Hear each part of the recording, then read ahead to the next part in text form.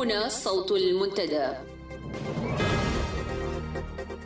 صوت المنتدى بث إذاعي يأتيكم يومي الأربعاء والسبت من كل أسبوع، وفي الأوقات من 8 إلى 9 مساء أيام الأربعاء، ومن 9 إلى 10 مساء أيام السبت بتوقيت إريتريا. صوت المنتدى على الموجة القصيرة 15245 كيلو هرتز أو 19 متر باند.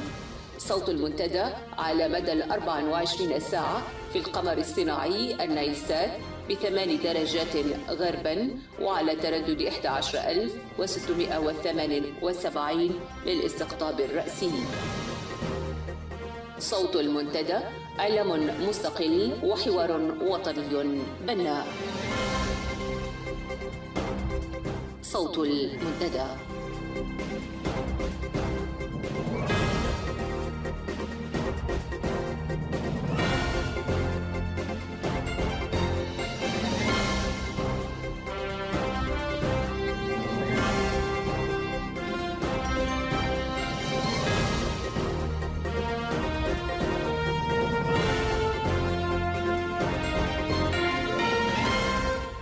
السلام عليكم ورحمة الله، وأهلا بكم في منتدى يوم الأربعاء 29 من إبريل.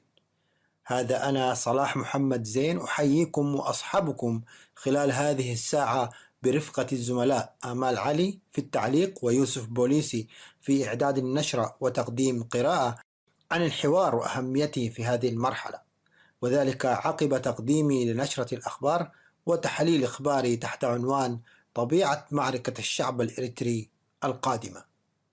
كما يسرنا أن نعلن عن توفير المنتدى خدمة الهاتف الإذاعي الذي سيتيح لكم الاستماع عبر الاتصال برقم الإذاعة والتواصل معنا لتقديم آرائكم ومقترحاتكم لتطوير برامجنا والإدلاء بما لديكم من أخبار ومعلومات تخدم قضية شعبنا في نضاله من أجل الخلاص من الطغيان والاستبداد.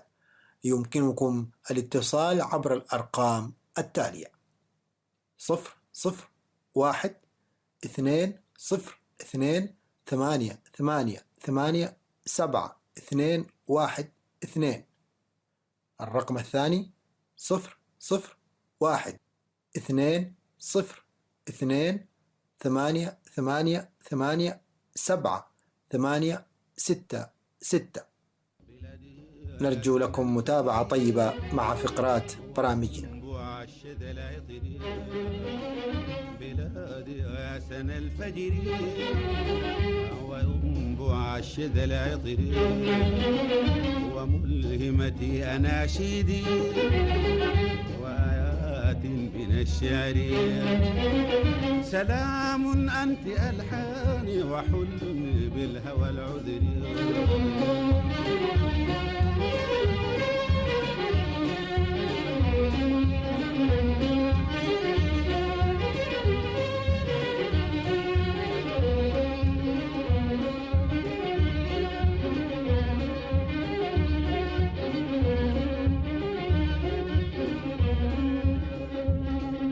رعتني أرضها طفلا فكيف أسومها غدري. رعتني أرضها طفلا فكيف أسومها غدري. وقفت لذاتها عمري وحق لخيرها شكري. وقفت لذاتها عمري وحق لخيرها شكري. سلام أنت ألحاني وحلمي بالهوى العذري.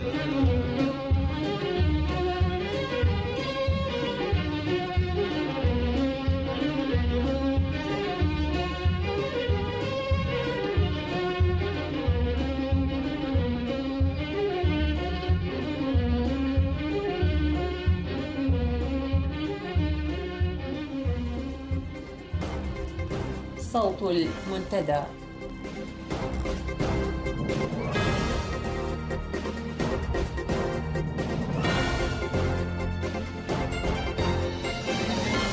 نشرة الأخبار وهذه عناوينها. الدورة الثالثة لتدريب ما يسمى بالجيش الشعبي تواجه بالرفض.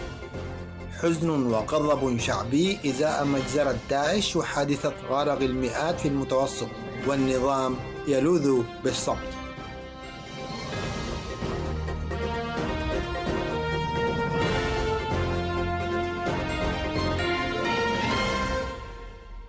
تفاصيل النشرة.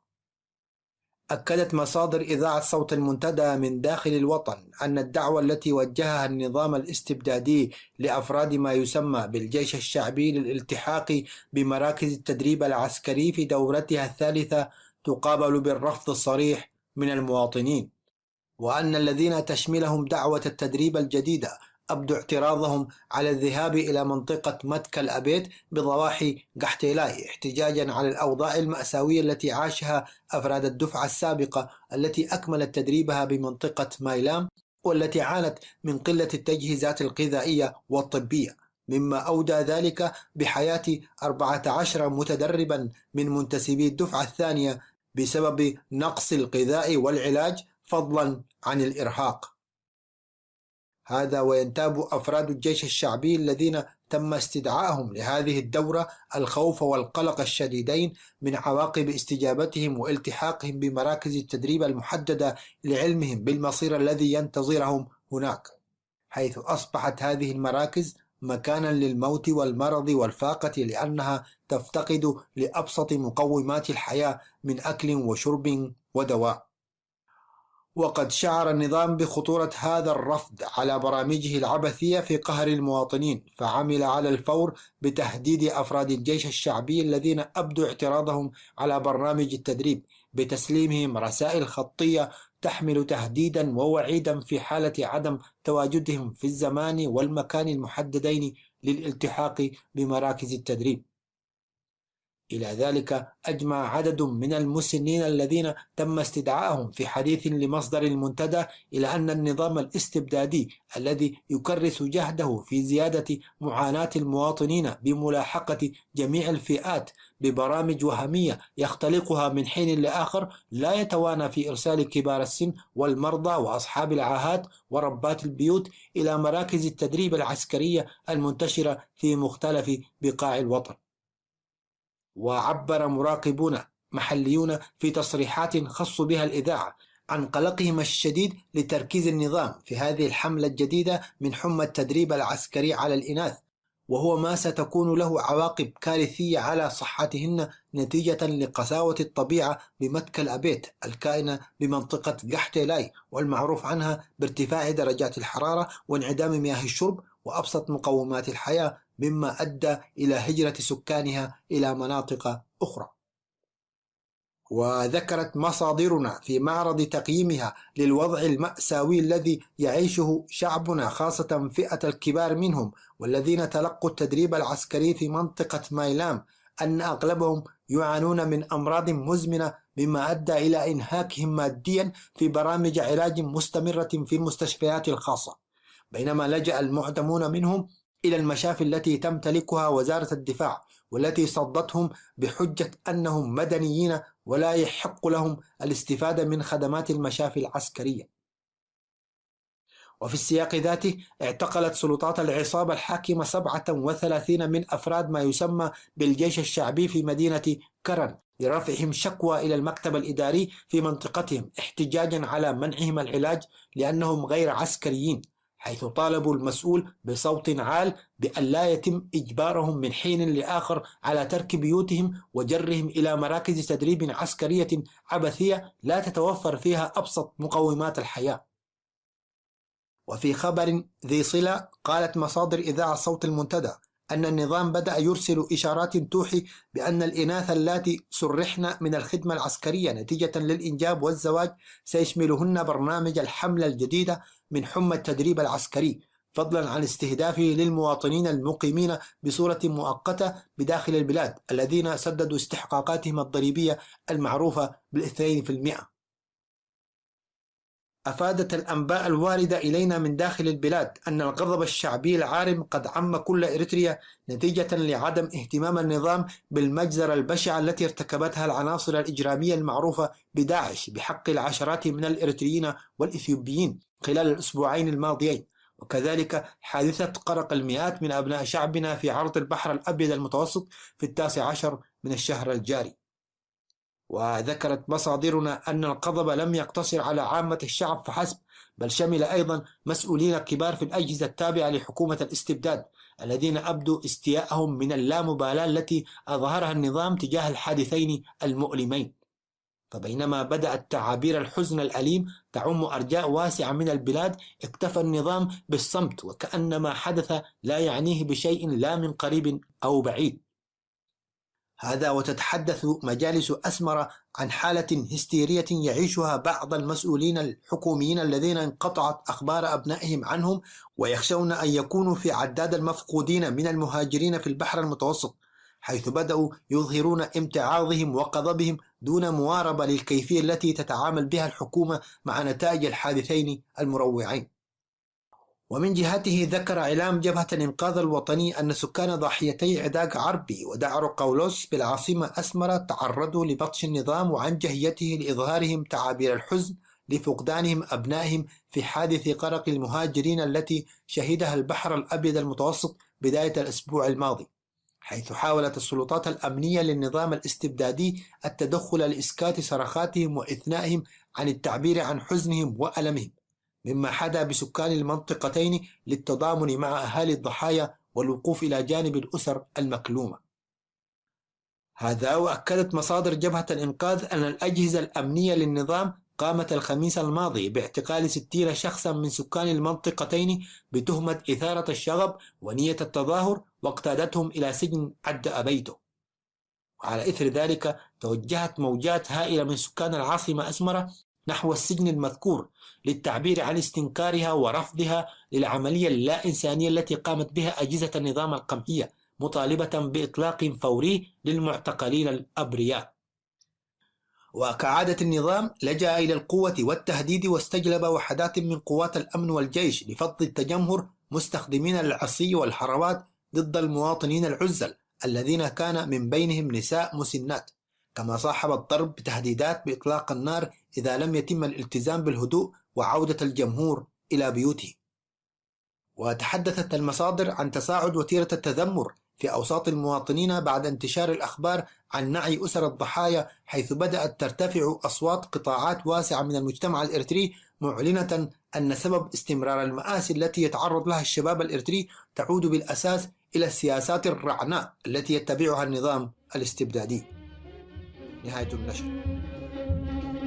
رعتني أرضها طفلا فكيف أسومها غدري، رعتني أرضها طفلا فكيف أسومها غدري، وقفت لذاتها عمري وحق لخيرها شكري، وقفت لذاتها عمري وحق لخيرها شكري. سلام أنت ألحاني وحلمي بالهوى العذري.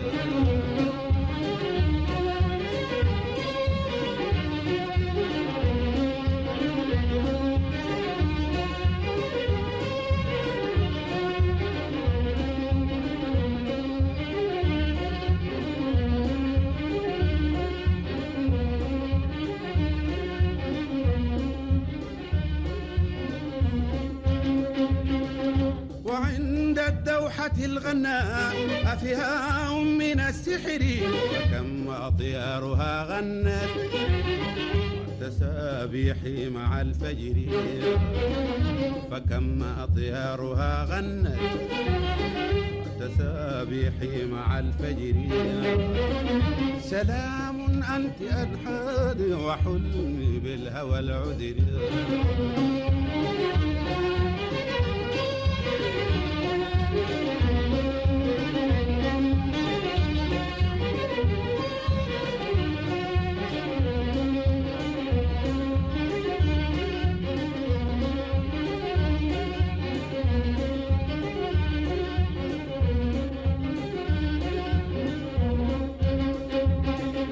وعند الدوحة الغناء أفهاء من السحر فكم أطيارها غنت تسابيح مع الفجر فكم أطيارها غنت تسابيح مع الفجر سلام أنت ألحان وحزن بالهوى العذر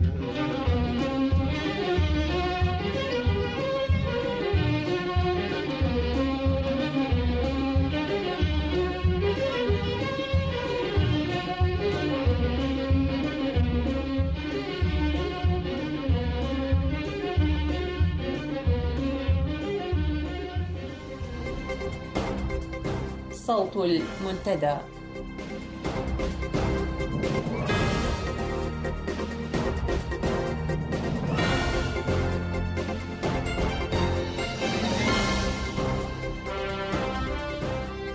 من أجل فكر يبلور مصلحة مشتركة وواحدة.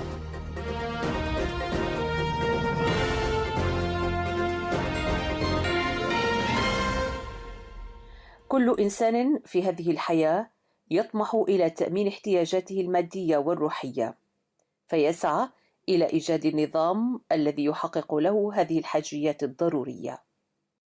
لهذا نجده يتساءل: ما هو النظام السياسي الأكثر فاعلية لتحقيق هذه الاحتياجات؟ وفي خضم محاولة الإجابة على هذا السؤال، تطورت النظريات الفكرية والسياسية على مر التاريخ. فالنظريات توفر الإجابة عن كيفية تأمين حاجيات الإنسان. من هنا تصبح مسألة الاهتمام بالنظريات الفكرية والسياسية ضرورية للاستفادة منها في إيجاد نظام يحقق الاستقرار والنماء والسعادة. إن النضال الإريتري ضد المحتل الإثيوبي لم ينتصر إلا من خلال الاهتمام البالغ بالفكر التحرري واستحقاقاته. فلم تكن بندقيته التي انتصرت فارغة، بل كانت محشوة بفكر يوحد الصفوف ويصنع البطولة والتضحية والإيثار وتقبل التقويم وتجويد العمل وإعلاء ثقافة التأطر والعمل. وقد ساعد ذلك في بلورة وتعزيز فهم واحد ومصلحة مشتركة، كما عمل على توحيد جهود الشعب ومكنه من محاصرة خلافاته الثانوية ومن التعرف على آليات يتغلب بها على عيوبه ويدير أولوياته.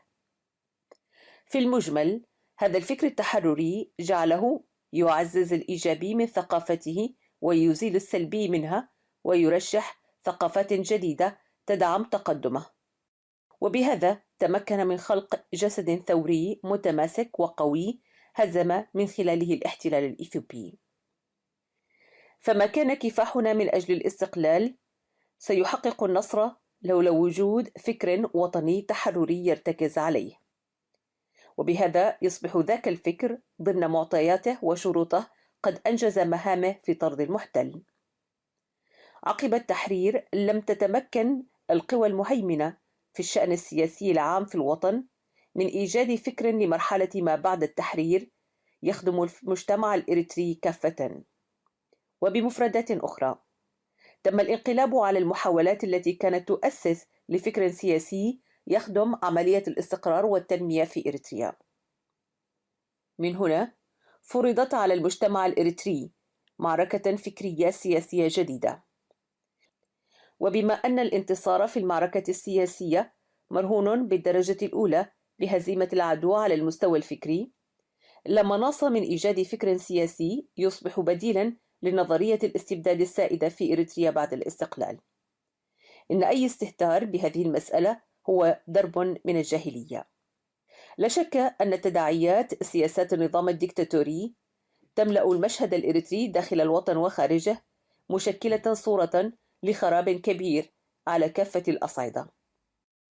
كما لا يستدعي الأمر الكثير من العناء للتدليل على ذلك، فبصماتها باينة على أجساد شعبنا وفي كل تفاصيل حياته.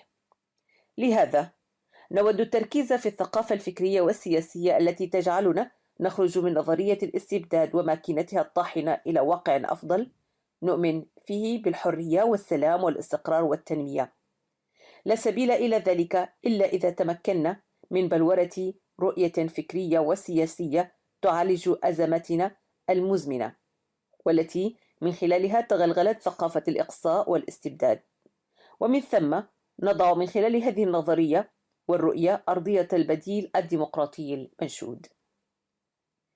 النظرية الفكرية السياسية هي مجموعة أو منظومة من القناعات والقيم تمكن مجتمع ما من أن يدوم ويستمر بكفاءة، فهي القوة الخفية التي تخلق الانسجام داخل المجتمع وتحركه، لكن ليس بالضرورة كلها أن تعبر عن أهداف سليمة وعادلة.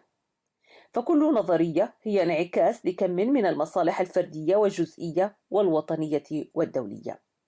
بعضها يخدم مجموعة من الأفراد، لهذا يعملون على نشر أفكارهم بشتى الوسائل ويسعون إلى توضيح كونها تخدم مصلحة الجميع، مستفيدون في ذلك من جملة عوامل عدة كغياب الوعي والتأثر الشعبي لدى الطرف الآخر الناجم بدوره عن غياب الفكر السياسي الموجه لمسيرتهم. لهذا نجد بعض النظريات الاستبدادية تستمر في الحكم رغم أنها تحقق مصلحة مجموعة صغيرة هي الفئة الممسكة بالحكم. وللحديث بقية. بقلم الأستاذ محمد علي موسى. مخنيات مبقاسي فلاتي فليخي زربا سبيو جيزي كيروكي زغن تايزيبر كبائس تدليو زربا يمهز زي كوني حاسي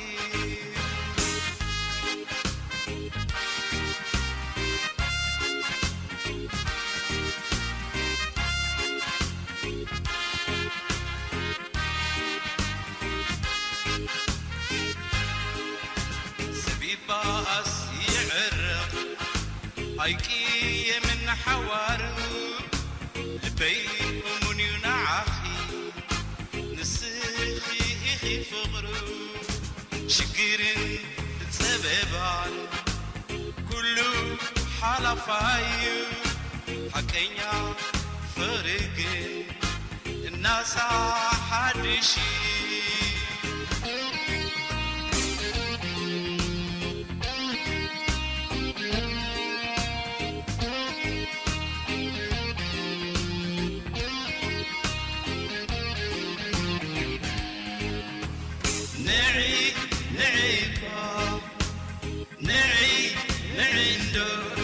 حسابالني زي جمركو مدبالوكي ناسي وداتو نعي با حسابالني زي جمركو مدبالوكي ناسي بتحكو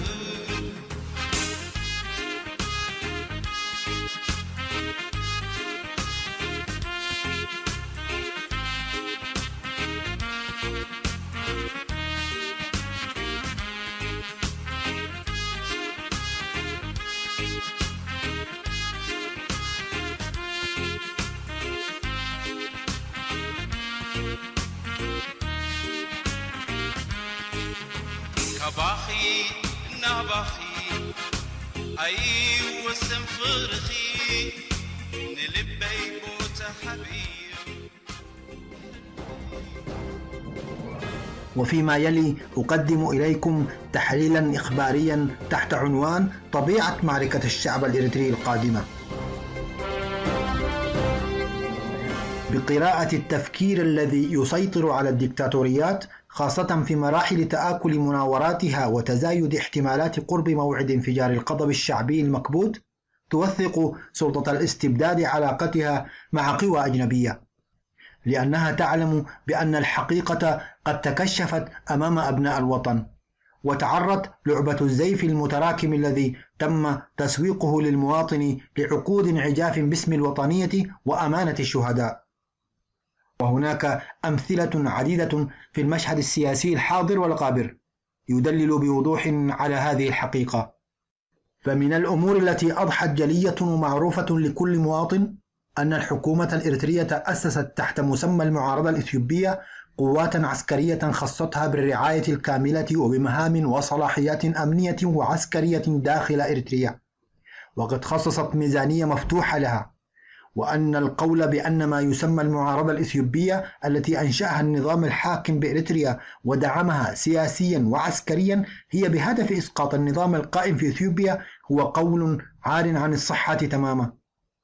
هذا ما أوضحته مصادرنا من داخل الوطن من خلال تتبعها اللصيق لأنشطة ومهام هذه القوات، وأبانت في تقاريرها حيال هذه المسألة أن قرنال الاستشعار للطاقية أحس بوضوح اقتراب موعد التعارض النهائي والعملي بين عصابته والشعب الإريتري. وكدأب كل الأنظمة القمعية سعت العصابة الحاكمة لتقوية هذه القوات الأجنبية لكي ترتبط مصيريا بهدف تغليب كافة الحكومة الإريترية في صراعها ضد الشعب الإريتري. وللتدليل على هذه القراءة يمكننا الوقوف على الأخبار المتواترة هذه الأيام والتي تشير بأن القوات التي تسمى دمحيت تنتشر بمعظم الأراضي الإريترية وبمطلق الصلاحيات. فبأوامر من مكتب الرئيس الإريتري تموضعت قوات دمحيت الأسبوع الماضي على ضواحي أسمرة. جاء هذا التموضع الجديد على خلفية أن البلاد تمر بأزمة مستحكمة في المجالات كافة، وأن سكان العاصمة أسمرة يتجاهلون بوضوح نداءات التدريب العسكري التي أعلنها النظام، بإعطائهم هذه النداءات الأذان الصماء فيما يشبه بدء تمرد سلمي ضد قرارات الاستبداد.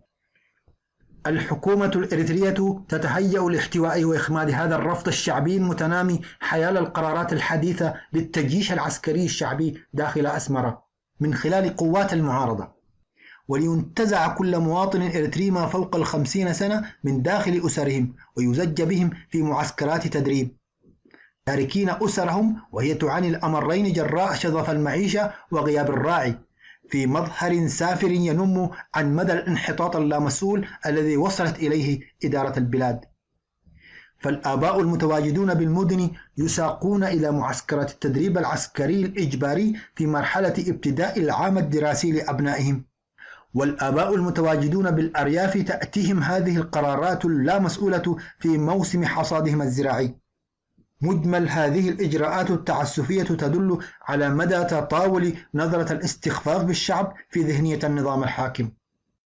على أي حال، إن سياسة العصا القليظة التي تتعامل بها الحكومة الإريترية مع الشعب الإريتري عبر تحالفها مع قوى أجنبية ستنقلب عليها عاجلا وليس آجلا بالوبال.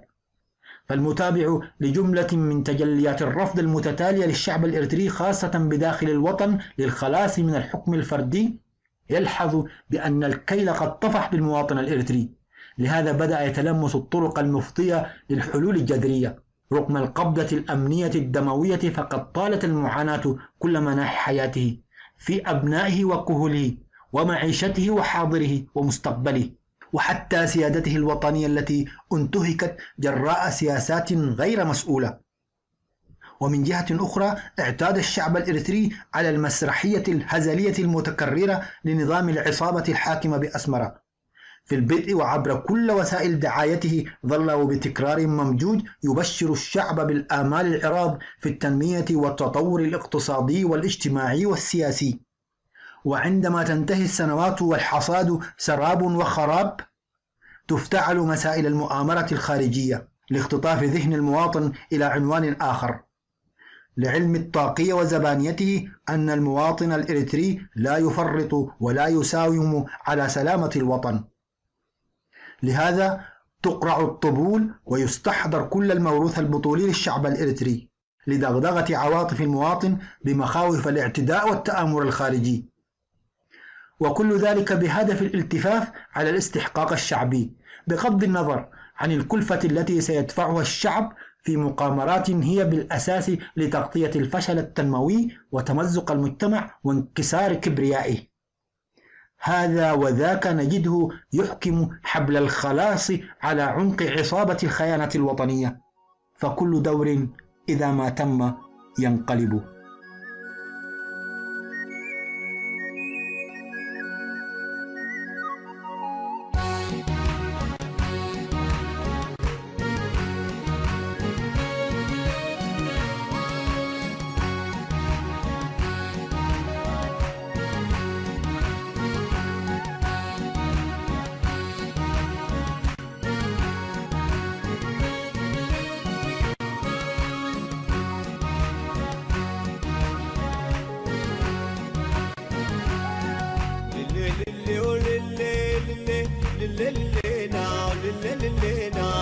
مدردي بدي أفض عارفين للي للينا للينا مدردي بدي أفض عارفين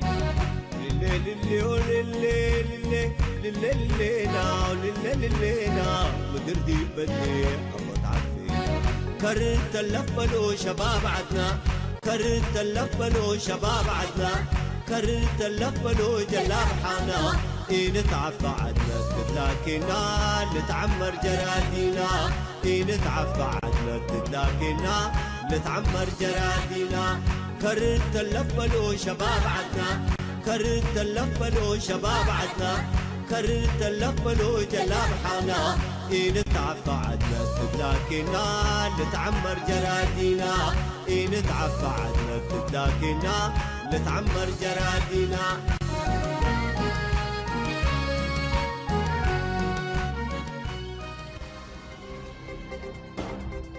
صوت المنتدى.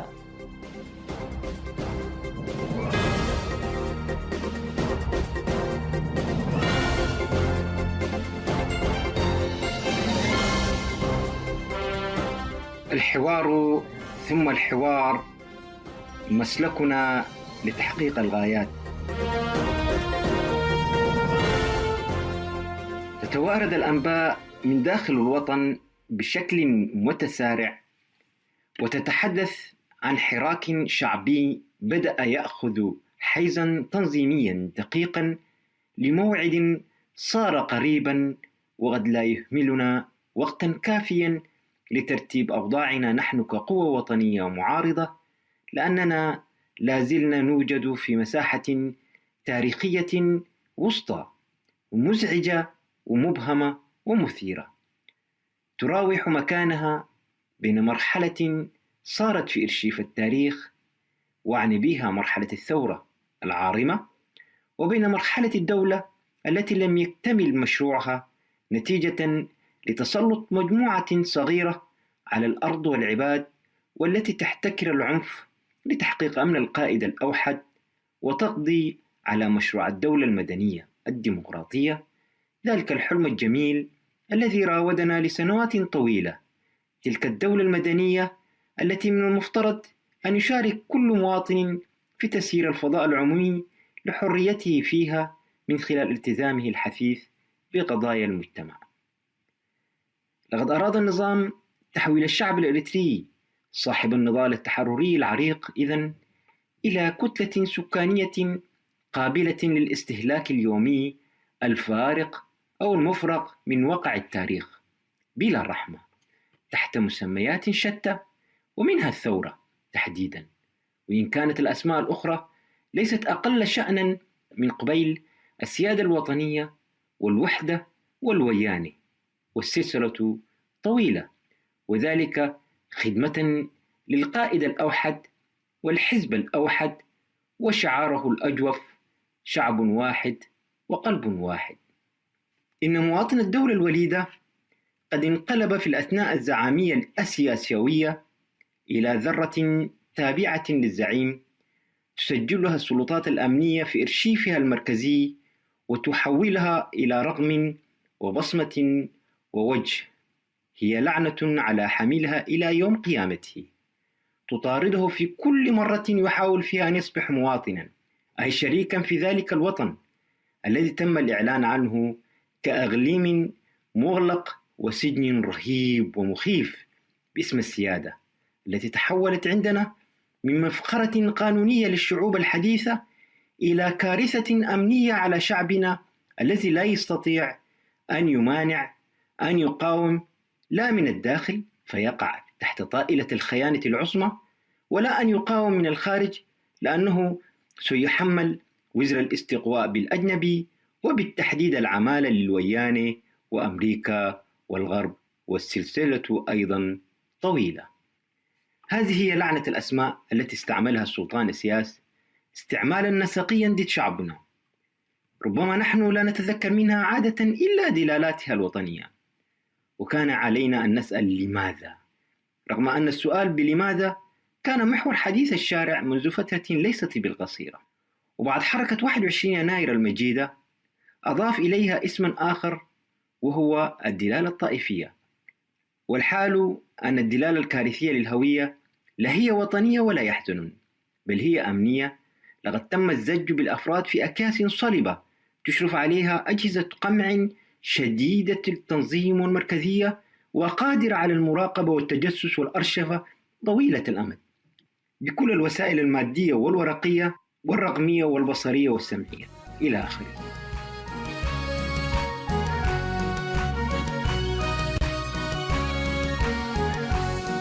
كرتلف من أنبل من توقف لا تبطل، كرتلف من أنبل من توقف لا تبطل، لو قيو الدايتو يهون نتساقم ونباسر، نقوش نقيس نتعلم وعبيل نتق والعمر، نقوش نقيس نتعلم وعبيل نتق والعمر، اقل افرح فتاينا وابا يقل تحسر.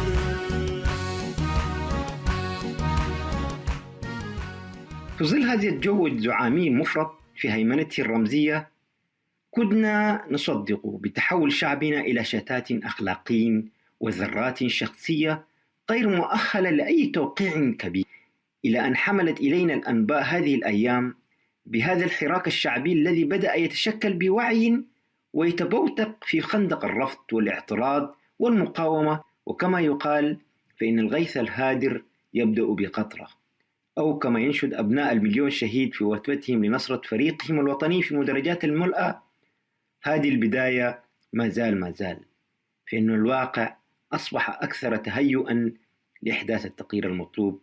إذن ربما يعتقد المرء للوهلة الأولى أننا في المعارضة الخارجية نسلك إذا حريتنا السلوك نفسه الذي نسلكه مع بعضنا، ذلك بالنظر لواقع الفعل السياسي المزري والمتمعن في ذلك الشحن الغارق في رؤى هلامية لدى أدواته التي تستهلك من الطاقة والوقت في جدل يشبه في عقمه ذلك الجدل البيزنطي حول من جاء أولا، الدجاجة أم البيضة. وقد يكون فيما يذهب إليه هذا أو ذاك صحيحا، ولكن رغم ذلك لدينا نحن الإريتريون إيمان راسخ بأن الحرية لا تكون بلا ثمن أبدا، ويختلف الثمن باختلاف الزمن والظروف، وفي كل مرة لكي نستحقها علينا أن نكون مستعدين لدفع الثمن عوضا عن تأجيله. يحضرني هنا قول الشاعر أحمد شوقي: وللحرية الحمراء باب بكل يد مدرجة يدق. وفي هذا الإطار هناك العديد من الأسئلة الملحة التي يجب أن نجد لها من الإجابات الشافية، من قبيل: أين نحن من معاناة شعبنا؟ وما هي الإسهامات التي يمكن أن نقدمها من أجل تغيير هذا الواقع المرير؟ وما وزر كل من تخلف منا أو حاول تخليفنا؟ وهل نحن قوم نستحق الحرية حقا؟ تتنازعنا في الإجابة على هذه الأسئلة خواطر مختلفة أو متناقضة حتى، فإننا نعتقد أن الإنسان كائنا من كان وفي أي مكان وجد يستحق أن يولد ويعيش حرا، رغم أن البشرية طوال تاريخها الحديث والقديم لم يكن فيها الإنسان حرا، حيث عاش تحت نير العبودية التي تطورت بأشكالها المختلفة بتطور أدوات الإنتاج وتنوع وسائله، إلى أن بلغنا هذه المرحلة التي أصبح فيها العالم قرية صغيرة.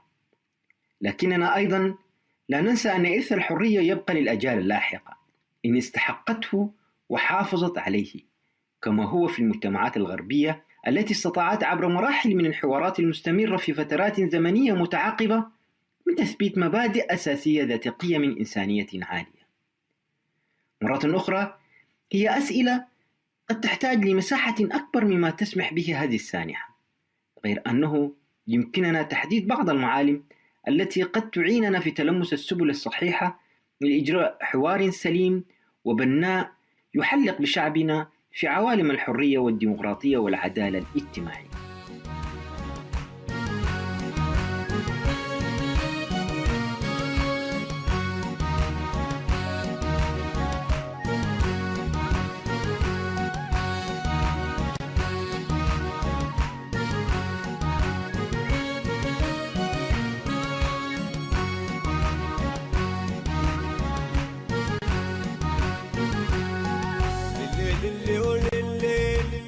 للي للينا للينا مدردي بدي أفض عفينا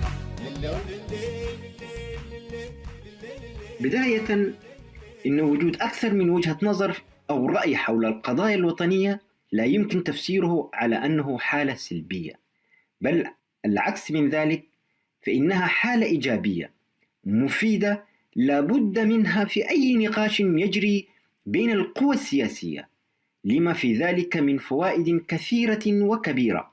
فعقل الناس من جمع إلى عقله عقول الناس، فيستفيد المرء من تلك الآراء والمناقشات التي تدعم رأيه وتنصره وتكون دافعا له للاعتداد برأيه وعدم الحياد عنه، أو قد تكون متضاربة ومختلفة مع رأيه ومخالفة لوجهة نظره. وفي هذه الحالة يستفيد أيضا من تلك الآراء في تصحيح بعض آرائه وأفكاره الخاطئة إذا كانت آراء الآخرين وأفكارهم أشمل وأعمق وأدق من آرائه ووجهة نظره، وذلك بعد اقتناعه واعتقاده شخصيا بها. ففي نهاية المطاف لابد أن يصل كل من طرفي النقاش إلى محصلة نهائية يتفقون بها ومحطة نهائية يقفون عندها. ولكن ليس هذا شرط أو قاعدة في كل نقاش، فقد يكون هناك أكثر من رأي، وكل رأي من هذه الآراء صحيح ومنطقي، مع إنها قد تكون متضادة ومتضاربة في الوقت نفسه. وتفسير ذلك هو أن هذا الرأي المعين قد ينفع لظرف وموقف معين، ولا ينفع ويصح لموقف وظرف آخر. وهكذا فإن النظر إلى المسألة الواحدة قد يكون من زوايا وجوانب متعددة وكلها صحيحة ومنطقية، سواء كانت متفقة مع بعضها أو متضادة أو متضاربة، والذي يحكم صحتها وصوابها هو الظرف والزمان أو المكان وغير ذلك من العوامل المختلفة. إن مسألة أن يكون لكل منا وجهة نظره أو رأيه في حقيقة الأمر مسألة مهمة ودقيقة جدا، ولا بد منها في كل نقاش وحوار. أما أن يكون الإنسان على الحياد دون رأي يذكر فإنها حالة سلبية تماما، وتدل على ضعف شخصية الفرد، بحيث أنه لا يستطيع أن يكون لنفسه رأيا خاصا به يعبر به عما يختلج في أعماق نفسه وما يختزن في عقله من أفكار وآراء وخبرة.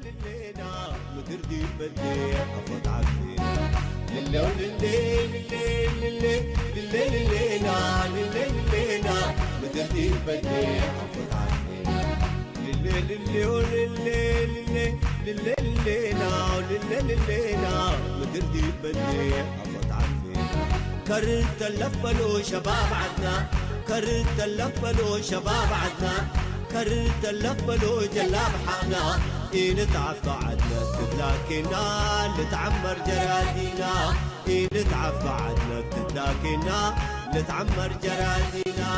كرت اللفلو شباب عدنا، كرت اللفلو شباب عدنا، كرت اللفلو جلاب حانا، نتعب بعدنا تدلاكنا لتعمر جرادينا، نتعب بعدنا تدلاكنا لتعمر جرادينا.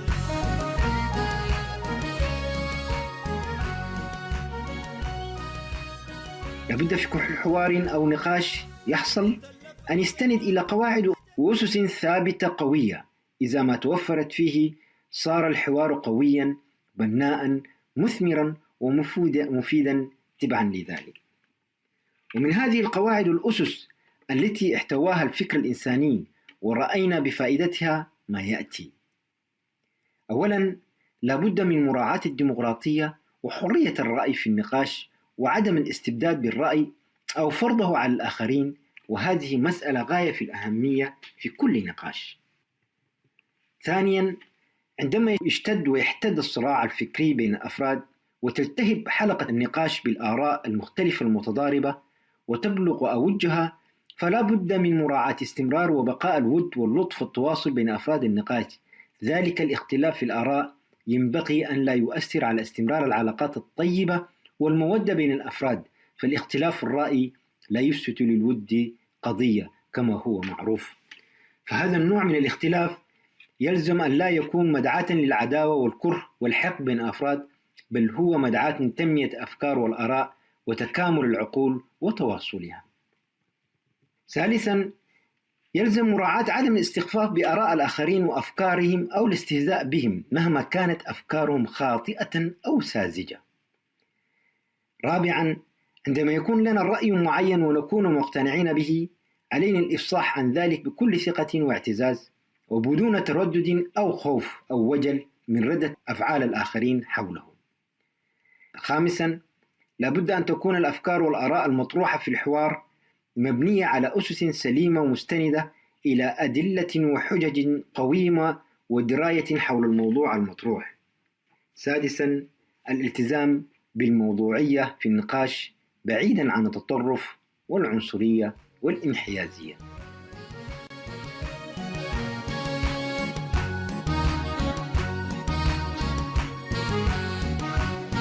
كرت لبيناها أباي من عد النفر، كرت لبيناها أباي من عد النفر، وكرت لبيناها عدنا قلنا حرر، ويوم يبل كرت اللف شابنا سنق المنبر، ويوم يبل كرت اللف شابنا سنق المنبر، وحانا بادق النزاع ولا جعد تقل أغمل، أباي نو سكينا قوما توري يسمع، أباي نو سكينا قوما توري يسمع، كم محيا يتهدن شلع حلا وقمع، وحدة جديدة حد نقمل ياهو أباي نفرح، وحدة جديدة حد نقمل ياهو أباي نفرح، لقلنا دحين قبيلنا ياهو قوماتنا نرتاح.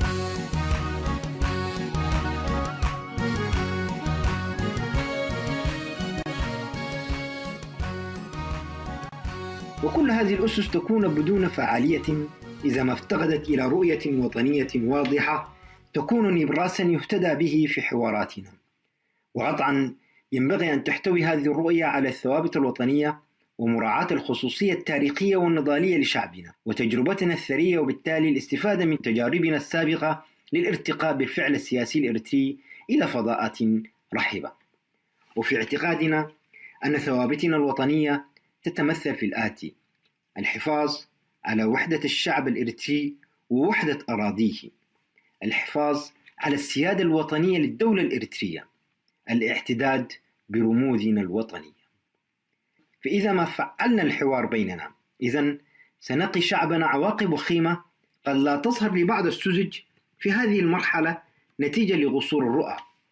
وقطعا لا يعني ذلك أن نحاور النظام لأنه لا يعترف بنا ولا بوجودنا كما ذكرنا ذلك في برامجنا السابقة.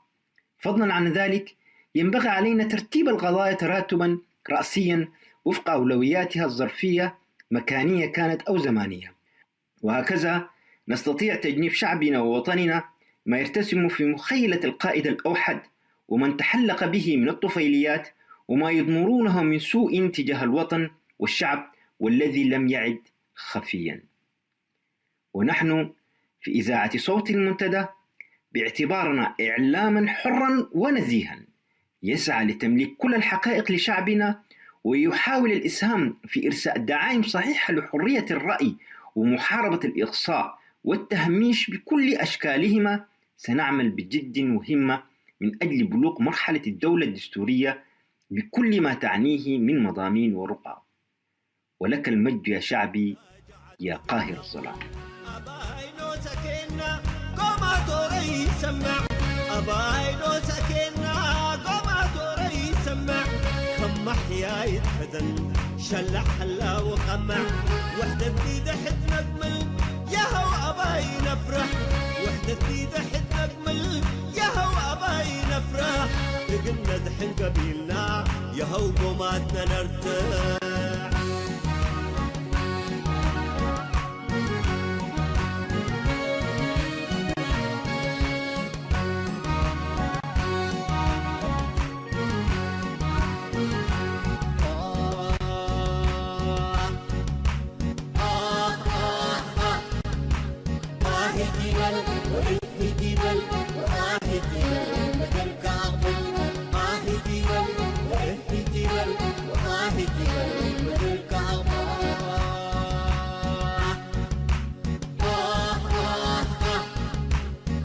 جبل وإيه جبل وآه جبل ما تركع بل آه جبل وإيه جبل وآه جبل ما تركع بل وقامه وزنه وزالم لا إله ربي لك وقامه وزنه وزالم لا إله ربي لك وقامه وزنه وزالم لا إله ربي لك وقامه وزنه وزالم لا إله ربي لك وقامه وزنه وزالم لا إله ربي لك وقامه وزنه وزالم لا إله ربي لك وقامه وزنه وزالم. صوت المنتدى.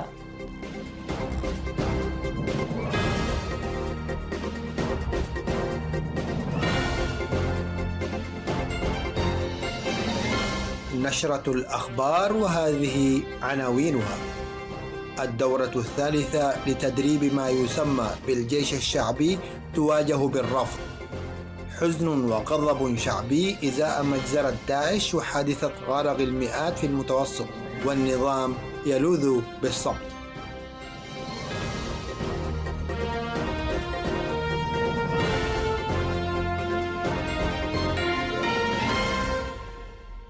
تفاصيل النشرة. أكدت مصادر إذاعة صوت المنتدى من داخل الوطن أن الدعوة التي وجهها النظام الاستبدادي لأفراد ما يسمى بالجيش الشعبي للالتحاق بمراكز التدريب العسكري في دورتها الثالثة تقابل بالرفض الصريح من المواطنين، وأن الذين تشملهم دعوة التدريب الجديدة أبدوا اعتراضهم على الذهاب إلى منطقة متكا الأبيت بضواحي قحطيلاي احتجاجا على الأوضاع المأساوية التي عاشها أفراد الدفعة السابقة التي أكملت تدريبها بمنطقة مايلام، والتي عانت من قلة التجهيزات الغذائية والطبية، مما أودى ذلك بحياة 14 متدربا من منتسبي الدفعة الثانية بسبب نقص الغذاء والعلاج فضلا عن الإرهاق. هذا وينتاب أفراد الجيش الشعبي الذين تم استدعائهم لهذه الدورة الخوف والقلق الشديدين من عواقب استجابتهم والتحاقهم بمراكز التدريب المحددة لعلمهم بالمصير الذي ينتظرهم هناك، حيث أصبحت هذه المراكز مكانا للموت والمرض والفاقة، لأنها تفتقد لأبسط مقومات الحياة من أكل وشرب ودواء. وقد شعر النظام بخطورة هذا الرفض على برامجه العبثية في قهر المواطنين، فعمل على الفور بتهديد أفراد الجيش الشعبي الذين أبدوا اعتراضهم على برنامج التدريب بتسليمهم رسائل خطية تحمل تهديدا ووعيدا في حالة عدم تواجدهم في الزمان والمكان المحددين للالتحاق بمراكز التدريب. إلى ذلك أجمع عدد من المسنين الذين تم استدعائهم في حديث لمصدر المنتدى إلى أن النظام الاستبدادي الذي يكرس جهده في زيادة معاناة المواطنين بملاحقة جميع الفئات ببرامج وهمية يختلقها من حين لآخر لا يتوانى في إرسال كبار السن والمرضى وأصحاب العاهات وربات البيوت إلى مراكز التدريب العسكرية المنتشرة في مختلف بقاع الوطن. وعبر مراقبون محليون في تصريحات خصوا بها الإذاعة عن قلقهم الشديد لتركيز النظام في هذه الحملة الجديدة من حمى التدريب العسكري على الإناث، وهو ما ستكون له عواقب كارثية على صحتهن نتيجة لقساوة الطبيعة بمتكا الأبيت الكائنة بمنطقة قحطيلاي، والمعروف عنها بارتفاع درجات الحرارة وانعدام مياه الشرب وأبسط مقومات الحياة، مما أدى إلى هجرة سكانها إلى مناطق أخرى. وذكرت مصادرنا في معرض تقييمها للوضع المأساوي الذي يعيشه شعبنا، خاصة فئة الكبار منهم والذين تلقوا التدريب العسكري في منطقة مايلام، أن أغلبهم يعانون من أمراض مزمنة، مما أدى إلى إنهاكهم ماديا في برامج علاج مستمرة في المستشفيات الخاصة، بينما لجأ المعدمون منهم إلى المشافي التي تمتلكها وزارة الدفاع، والتي صدتهم بحجة أنهم مدنيين ولا يحق لهم الاستفادة من خدمات المشافي العسكرية. وفي السياق ذاته اعتقلت سلطات العصابة الحاكمة 37 من أفراد ما يسمى بالجيش الشعبي في مدينة كرن لرفعهم شكوى إلى المكتب الإداري في منطقتهم احتجاجا على منعهم العلاج لأنهم غير عسكريين، حيث طالبوا المسؤول بصوت عال بأن لا يتم إجبارهم من حين لآخر على ترك بيوتهم وجرهم إلى مراكز تدريب عسكرية عبثية لا تتوفر فيها أبسط مقومات الحياة. وفي خبر ذي صلة قالت مصادر إذاعة صوت المنتدى أن النظام بدأ يرسل إشارات توحي بأن الإناث اللاتي سرحن من الخدمة العسكرية نتيجة للإنجاب والزواج سيشملهن برنامج الحملة الجديدة من حمى التدريب العسكري، فضلا عن استهدافه للمواطنين المقيمين بصورة مؤقتة بداخل البلاد الذين سددوا استحقاقاتهم الضريبية المعروفة بال2%. أفادت الأنباء الواردة إلينا من داخل البلاد أن الغضب الشعبي العارم قد عم كل إريتريا نتيجة لعدم اهتمام النظام بالمجزرة البشعة التي ارتكبتها العناصر الإجرامية المعروفة بداعش بحق العشرات من الإريتريين والإثيوبيين خلال الأسبوعين الماضيين، وكذلك حادثة قرق المئات من أبناء شعبنا في عرض البحر الأبيض المتوسط في 19 من الشهر الجاري. وذكرت مصادرنا أن الغضب لم يقتصر على عامة الشعب فحسب، بل شمل أيضا مسؤولين كبار في الأجهزة التابعة لحكومة الاستبداد الذين أبدوا استياءهم من اللامبالاة التي أظهرها النظام تجاه الحادثين المؤلمين. فبينما بدأت تعابير الحزن الأليم تعم أرجاء واسعة من البلاد، اكتفى النظام بالصمت وكأن ما حدث لا يعنيه بشيء لا من قريب أو بعيد.